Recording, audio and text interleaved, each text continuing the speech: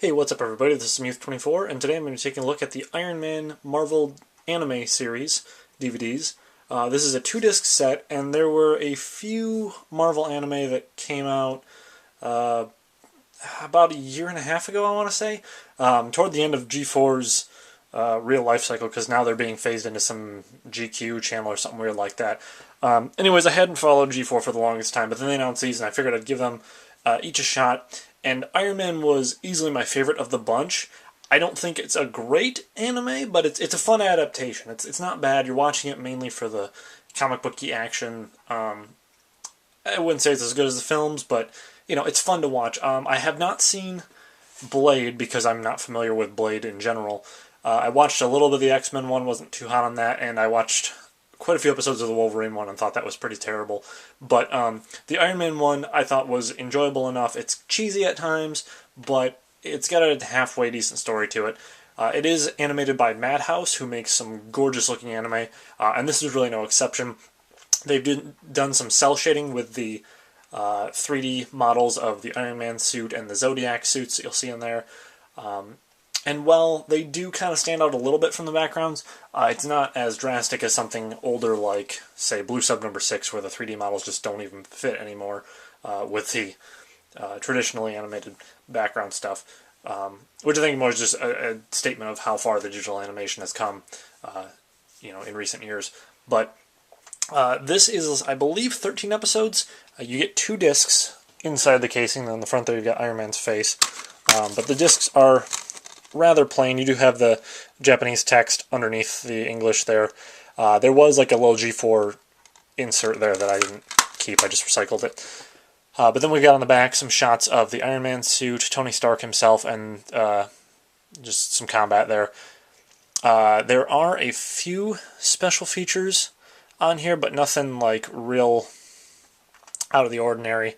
You do have Reimagining Iron Man, 21st Century Hero, The Technology of Iron Man, and a few others that I don't honestly remember off the top of my head because it's been a while since I popped this in, but there's not a ton in the way of special features, but it's kind of standard what you'd expect out of this sort of thing. So basically the setup is similar to the films in that Stark was in a cave, had to build the Mark I out of scraps, basically, and, battled his way to freedom, and then that's all covered in the intro, like the opening segment. We don't actually see that in any of the story, but it's implied that that's what happened.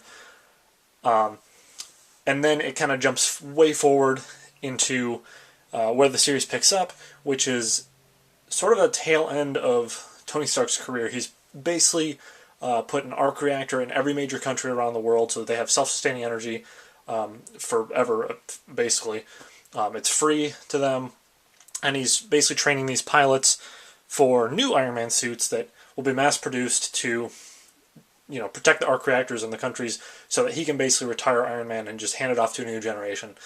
Well, things go awry pretty quickly because these new suits, which I believe all of them are Iron Man Dio suits, they're basically blue versions of your typical Iron Man armor, they get hacked and stolen by this group called Zodiac, and as we see over the series, Zodiac has their own sort of suits. Zodiac was a group in the Marvel Comics, but the way that they're handled here is much different. It's more catered to the Iron Man aesthetic, where they all have robot suits of some sort. So there's like a Sagittarius, centaur-looking thing. There's Cancer Crab. There's the Gemini is like a big satellite thing. So they all have different things that kind of tie into the Zodiac theme. Some of them work a lot better than others, though. There's like a big scorpion thing that's just kind of cool to look at, but the plot development there isn't really all that interesting. Whereas the Gemini one, there's a good portion of the episode spent on how Iron Man's going to design a new suit to get up into space to take the thing out, basically. So they do handle them differently. I'd say the first half of the series is better than the second because it doesn't have as many goofy plot lines that just don't really fit that well with the Iron Man style. But Tony Stark is handled very well. He's very much his movie counterpart, even though this isn't exactly the movie storyline. It's very similar to that universe. So I think they did well in capturing that essence. Like I said, it's not the best anime or adaptation of Iron Man ever. But of the Marvel anime, at least the ones that I've seen, I think it's the best. It's not that long to watch, and you really don't have to think that much when you're watching it either. They do kind of put this romance subplot in there that doesn't really bog the series down, but at the same time, it's not really necessary either. They just kind of do it as like, oh no, Iron Man's got to protect this girl now, and it's like, it's not distracting, but it's just not necessary entirely for what they're trying to do. A lot of times it feels like there's a lot that they're trying to juggle. Also, the beginning of the series, with the Iron Man suits getting stolen, kind of gets lost for quite a while, and you don't really find out that much about what happened to those until toward the very end. So it's kind of strange that Iron Man and Tony Stark, he just kind of diverts his attention entirely to Zodiac and not what happened to his suits that were stolen for quite a while there. He kind of just remembers along with you, the viewer, at the very end, like, oh yeah, that was important at one point. Maybe I should focus on that again.